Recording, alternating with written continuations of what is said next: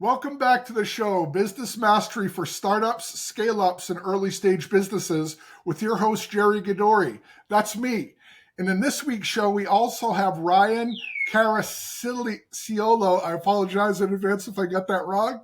I'm not awesome with Italian names, but he's the founder and leader of a company called Striventa that helps companies to improve their online presence. Which I think will be a great conversation for us to have for all you startups out there. Ryan, that was kind of a short intro, and I am fairly certain of butchering of your name. Could you go ahead and get us set straight? Sure, yeah. I mean, it wasn't that bad compared to what I've been used to in the past. So I thought you did great. It's Ryan Caracciolo, founder and president of Striventa. We came up with that name, Striving to Invent, through an A on the end of it. So, otherwise it sounded like a toothpaste that fifth dentist didn't recommend. So, hey, I've been around funny names my whole life, apparently. So there you go. That's awesome. I'm used to funky names because I work in the tech space. Yep. And they abound. I used to work with an incredible entrepreneur named Vijay Rao. He was the founder and CEO of Apicero. I was the president of the company. Mm-hmm. And Apicero being an example we're talking about. And his naming strategy was something relevant and something inspirational in another language. He put those two things together. That's how he names all of his companies. Oh, that's pretty cool. Nice. Yeah, awesome. Thanks for having me on. Happy to be here. Thanks for being on. I appreciate it. So how do you help companies to improve their presence online? What does that mean? Yeah, great question. So, first and foremost, I think everybody wants to focus on like the sexy ideas or, hey, this idea is going to get me viral. But what we really do is live in the trenches, so to speak. Right. I love the trenches. That's where football games are won and lost. And usually it's not as sexy, but, in the line of work we're in with the verticals, we're in, healthcare, other types of services based, luxury real estate's kind of a fun one, but for the most part, they're, helping people. And in order to help people, you have to have compelling content that speaks to them, that actually it answers their problems, right? And so first and foremost, when we tell our clients, who's your ideal customer and why, it kind of takes them back a little bit, right? Because most companies have multiple different people that they're trying to sell to, and I don't want to exclude anybody, so to speak, but the reality is there's a smaller inner core of your ideal customers who you can actually scale with, not just grow revenue here and there, but legitimately scale year over year. And so I think addressing that first question kind of cuts through all of the, viral ideas or can we post this on social? And so for us, it's really understanding that first and foremost, and then designing, compelling content around that does help solve those questions, answer those problems for them, etc. Right? And then usually it's rooted in putting that puzzle together with who's actually searching for it online. Right. The last thing we want to do is come up with an entire strategy and nobody's actually searching for it. There's no volume. There's no competition. And I think a lot of times business owners and leaders all use inside baseball knowledge of their companies, right? And so they forget that that's not how consumers search. And especially with the advent of AI, search queries are becoming exceedingly long, right? Very specific. Somebody made the joke, years ago is like taco shop near me, right? Was an old query. And now it's like taco shop that serves gluten-free tortillas with grass-fed beef. And, it's like the evolution. yeah, it's sustainable. So the evolution of how consumers have become, just wildly intelligent in their search queries and specific, and you have to intersect them there. You have to be able to root everything you do in data, and that's the puzzle you put together. Is okay, what kind of compelling content can we actually serve our ideal customers with in a manner in which they are searching, and when you can start to put that puzzle together, it really opens up nicely. So that's really what we like to root everything in. Obviously there's the foundation to address. Do you have a website structure that you can actually grow? Most of the time people buy these themes, especially startups, and it's like an online brochure. But it's never going to help you scale, and you're paying $3 to $5 grand to have somebody design it for you and make it look pretty. but it's actually not going to grow. And so then the flip side is, people invest that are looking to scale. They think they have to spend big money, 50, 60, $70,000 on a website to scale with because it's a custom framework and all these things. And the reality is there's a beautiful intersection in that where if you can, build a website like we build them on our hyperdrive framework, so to speak. It's a WordPress based framework that we've built over the last 12 years because we know that people want control of their website. It's their own intellectual, property, their company, so to speak, online. But we need to make sure it can grow and scale. And there's no theme, there's no builders. It's all native in WordPress, so it's super lean, super efficient, and it scales really well and it grows really well. I think on the jump, most of our sites experience a 10 to 15% jump in keywords indexed, right? And so looking at that foundation as well is pivotal when you can combine it with the compelling content, and that's the process where you usually start growing nicely online. Yeah, let me stop for a minute because you covered about 8 shows worth of material there. Oh, sorry. Yeah. That's okay. No worries. No worries. So you said a couple things I want to pull out, and I think there's many more that I could. And I think maybe we do a follow-on show or two to hit some of the other things. But there's a couple things you hit on that I think are fundamental and critically important. One of the things you started with is knowing your ICP. That gets talked about a fair amount, but it can't possibly be overstated how important that is. So many of my long-term listeners know that we grew Apicero to a $250 million acquisition in under 5 years. And we did that because it was built for that reason. It was built to sell. It was built with intent. And from the beginning, we knew what we wanted to be to our prospective buyer.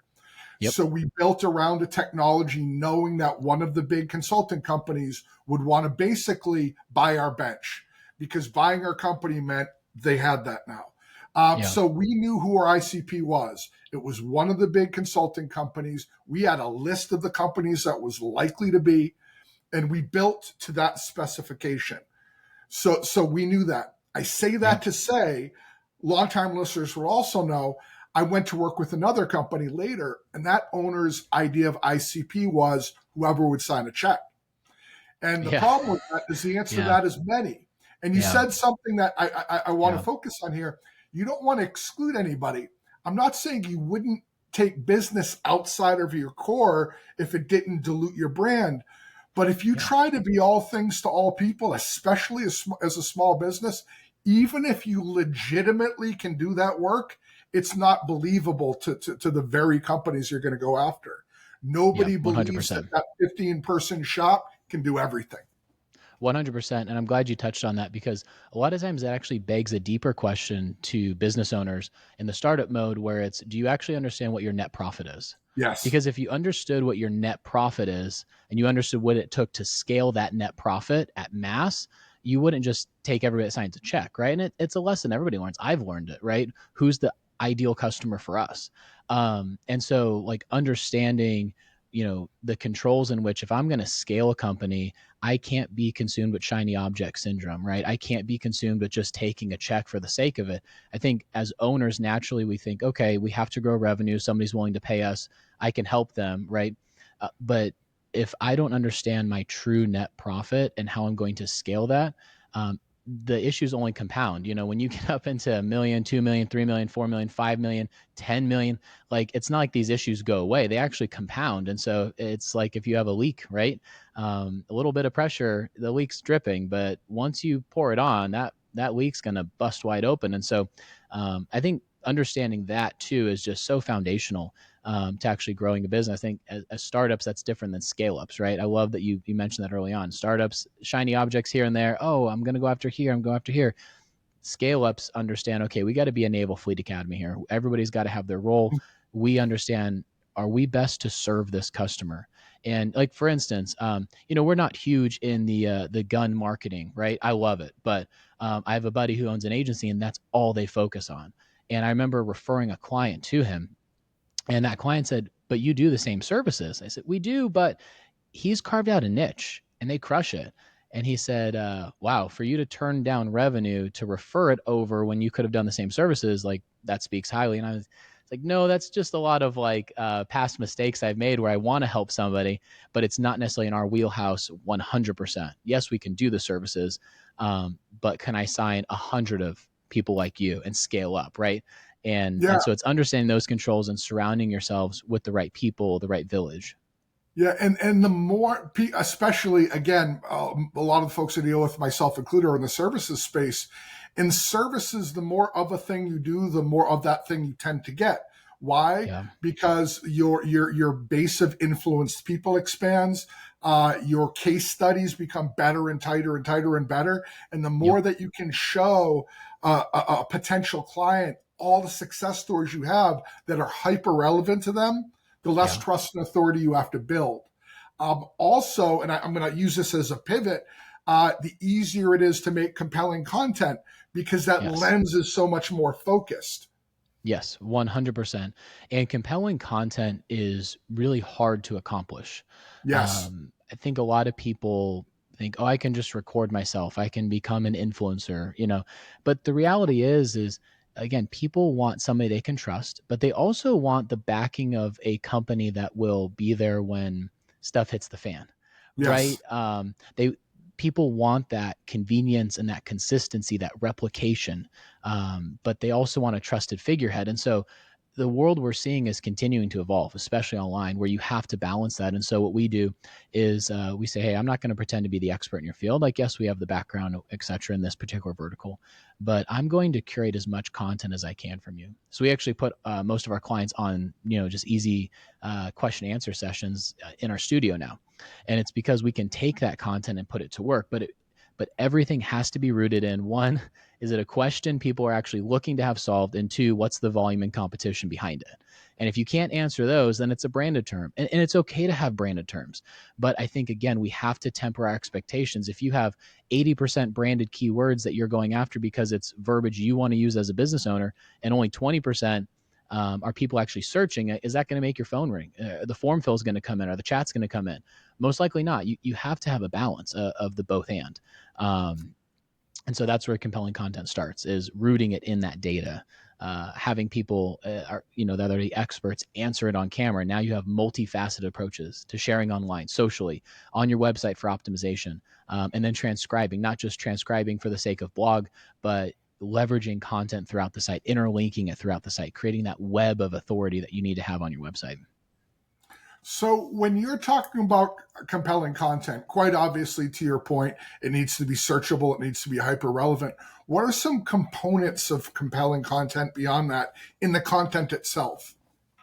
Yeah, great question. So I would say on your website, everybody looks to just add a bunch of blogs, like, 15 blogs, so to speak. And can you just have AI write them now? And it's like, uh, no, I'm probably still in the camp that believes you can't have majority AI. I mean, obviously Google's pushing Gemini, so we'll see where that goes, right? Anytime they push a product, you have to be aware of it.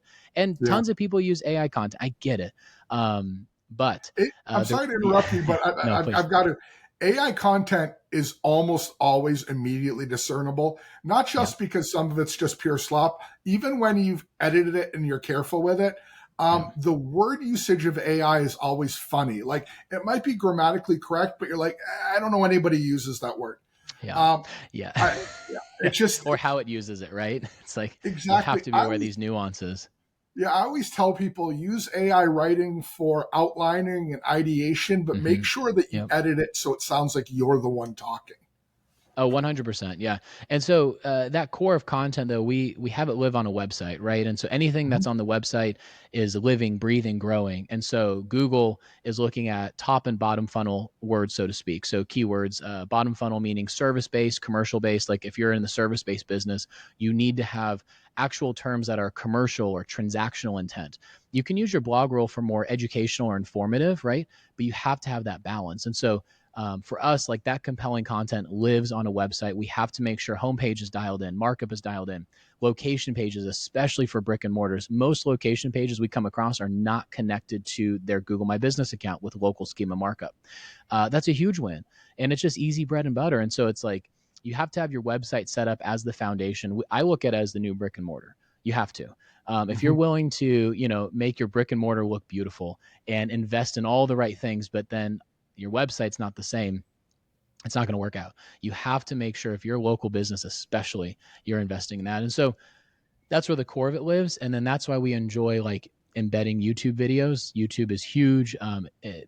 Google will always reward people that uses it. And so we'll actually embed videos in the website from YouTube there, so we can do all the optimization and markup on YouTube, especially with shorts now, and then distribute content socially. You have to make sure you're distributing video content natively, though. Facebook and Instagram don't like it when you promote YouTube, of course. So you have to take the time. And so that's where you can't put your toe in the water. You have to root everything in your website first, for that organic traffic, especially when you jump into Google Ads, and then you grow from there. But you can't just adopt every single social media platform, put a toe in the water, and expect success to happen with your content you're sharing, right? But yeah, that compelling content has to live on the website first, has to be generated for those purposes first and foremost. Most of the time people don't have their foundation built out. That's why I harp on it so much for 12 months. It's not because I want you to work with me for 12 months, but most of the time the foundations aren't there. And so if you're going to be sharing content, directing people back to your foundation, but it's really thin or it's outdated, like that's not going to build trust. You have to build authority. You and I can meet in a Starbucks or wherever, shake hands. We can start to feel each other out. Like, is this guy legit or not? You probably still think I'm a weird bald guy with a beard, whatever. But at least we can get to know each other. Online, you can't do that. And you have to do it through compelling content that builds trust. I have to build trust with you when I'm not able to interface with you. And that's through content. That's why we harp on it needing to be compelling, but also rooted in what people are searching for, because you have to build trust. I couldn't agree more. And I don't see that changing. So I have the podcast. I do YouTube videos. I'm hyper present on LinkedIn. I speak at conferences. I write on other people's blogs as well. And all of that is so that people hear a consistent message from me. So if they decide they want to hire my firm, they can see, looking back a decade, looking at my book on Amazon, looking 1,000 different ways, and hear a consistent message. So it's just not some sales guy telling them what he thinks they want to hear, but they're seeing that consistently everywhere. Yeah, absolutely. And it's also like the fruit of what you do for yourself is what you're selling to your clients, right? And so it's just an integrity conversation. That's what my business partner said to me, is he's like, hey, like, I know we're so focused on serving our customers, but we've never treated ourselves like a client. And if we're going to sell the services, like, we out of integrity need to do them for ourselves. And so that was kind of this year's push, was like, okay, let's turn the lens on us and let's really carve out the time and investment. Because if I'm asking our clients to make the investment, I must do that as well out of integrity. And yeah.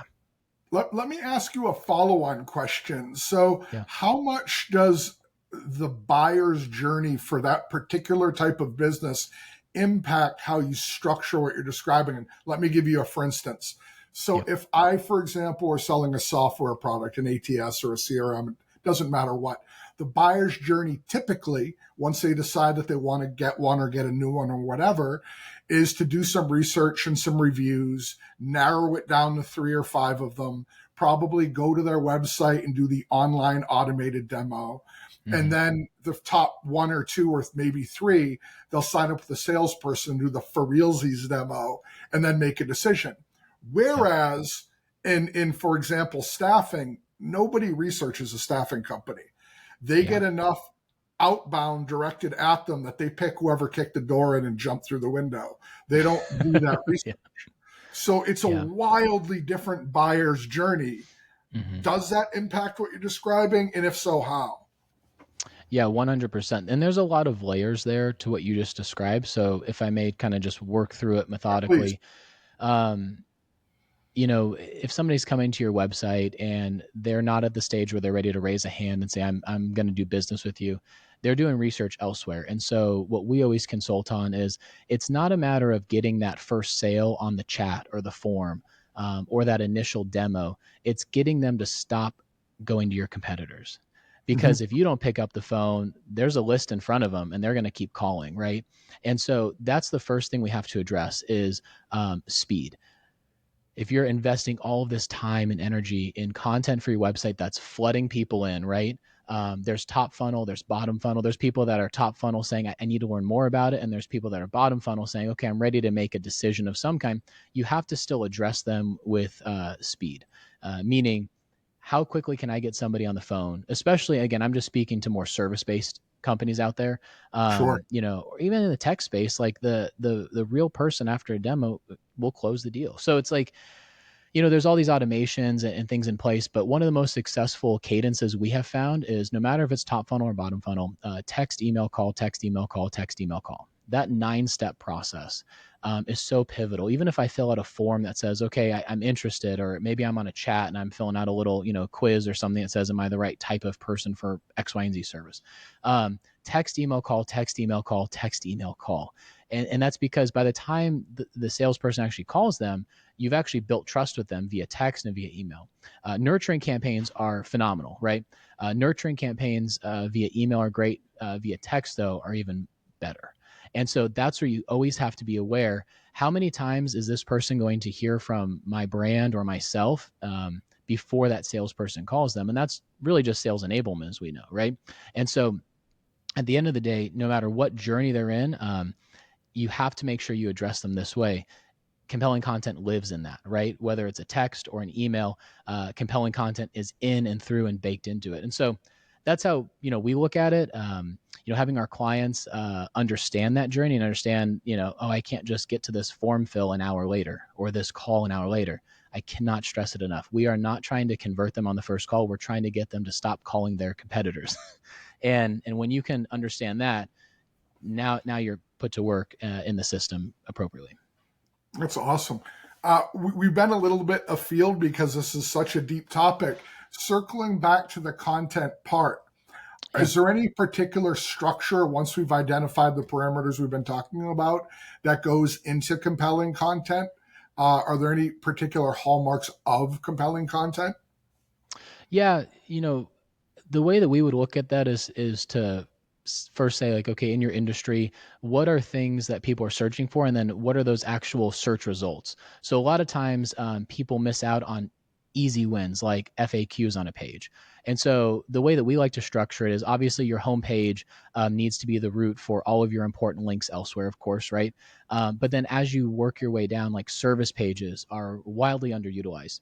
For some reason, and I think it has to do with the way Google has updated over the years. Like, they went on this huge push years ago for just content in general, before their most recent updates over the last couple of years, where it's now segmented it into different types of content. And so people made this huge push of just uploading blogs all the time, right? And they lost sight of the service pages. And what Google is saying is, hey, I need to know exactly what your business does and what you want to be the authority in. And so the way that we would structure kind of our formula, so to speak, of compelling content is first to look at the landscape, and then to say, okay, when I'm searching for certain terms, who's actually coming up? I think so many people forget, like, you have to actually search in Google to test out. Like, you can use all the software in the world, but if you're not putting the query into Google to understanding how Google is ranking a certain query, you're missing out. And so anyway, that compelling content kind of formula starts with homepage as your foundation, and then it moves into kind of your service pages or your key pages, like resource pages, where you can actually dig deep, write 1,000 to 1,500 words, and have it sprinkled not just with content but FAQs, videos, etc. Right? And now you've set up your pillars. And then after your pillars, then you can move into blogs, and you can start to write blogs that actually connect those topics across the board. So if you picture Google's bot kind of like a spider crawler, so to speak, like, hey, I need to figure out what the web is.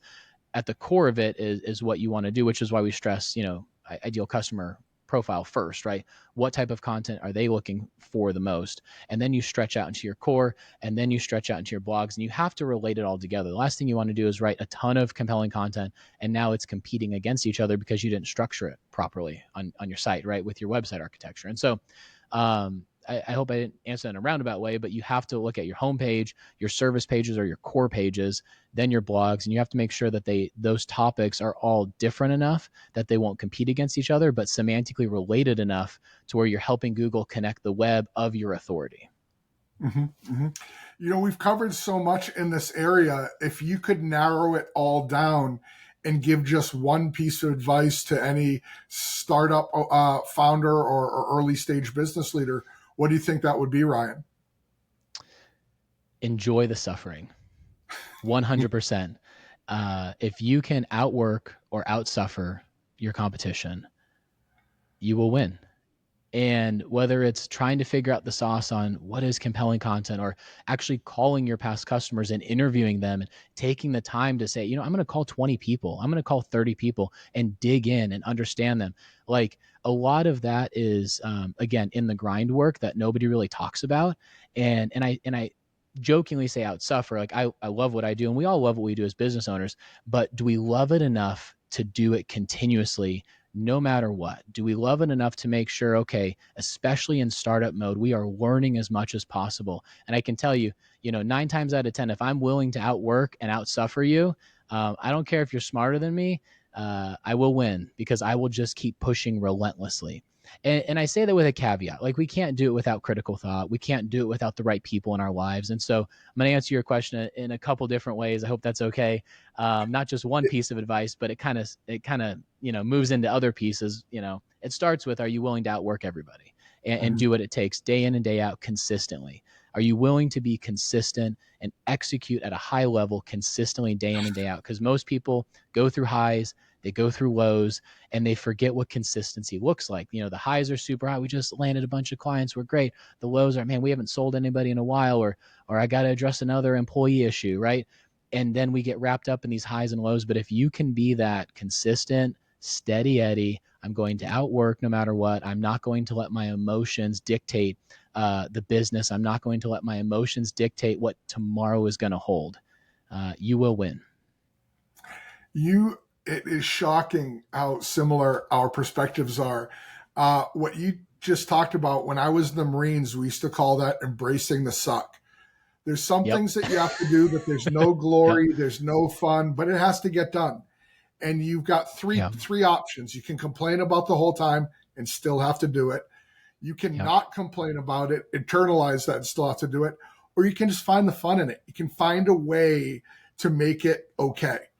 And we call that embracing the suck. I love that. Yeah. And I think when we took a step back on that as well, we thought, okay, serve first.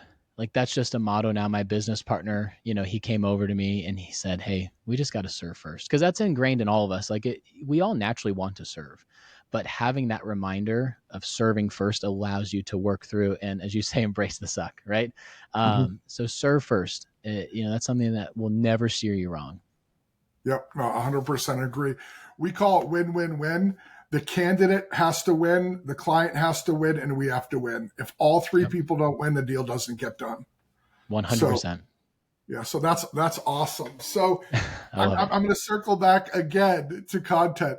So we've talked a lot about how the website's construction and its structure, but the actual piece of content itself, whether it be a blog, whether it be a video, whatever it is, whether it be an infographic, are there any components to that are more consistently likely to be of high value, high impact for that company's target audience?